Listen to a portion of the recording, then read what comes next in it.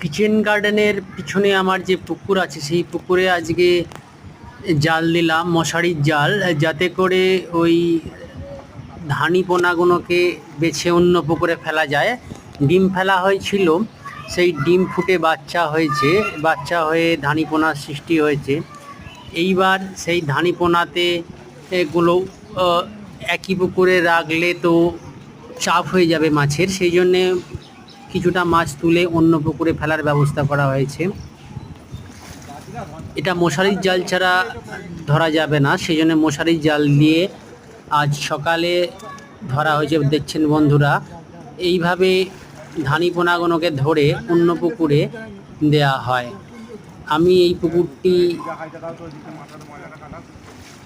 ডিম ছেড়েছিলাম, আজ ভালোই হয়েছে এই ধানি পোনা। আপনারা দেখতে পাবেন যে কিভাবে বিভিন্ন রকমের মৌরলা, মৃগেল, রুই, সিলভার কাট, কাতলা সব মাছের ডিমই ছাড়া হয়েছে। সেগুলো আজকে ছোট ছোট ধানি পোনা সৃষ্টি হয়েছে।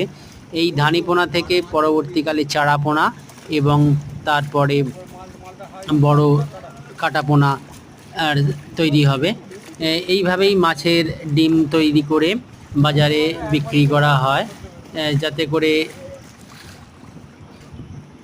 দেশি পুকুরের যে বর্তমানে তো বেশিরভাগই ভেরির পুকুরের মাছ, যদিও আপনারা জানেন আমি ভেরির মাছ পছন্দ একদম করি না। আমি যতবার বাজার থেকে মাছ আপনারা দেখেছেন কিনেছি, সবসময় দেশি মাছ কিনেছি।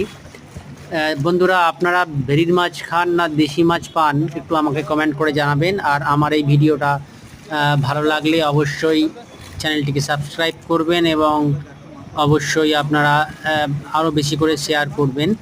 আর যদি কেউ এই ধানি পোনার চারা পেতে চান, অবশ্যই আমাকে কমেন্ট করে লিখবেন।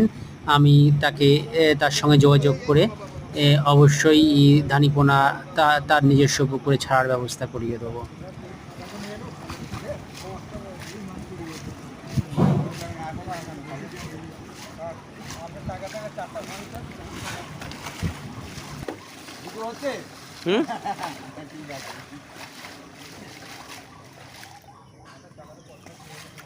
একবার দেখা ওই ভিডিওটা কোনে পড়িছে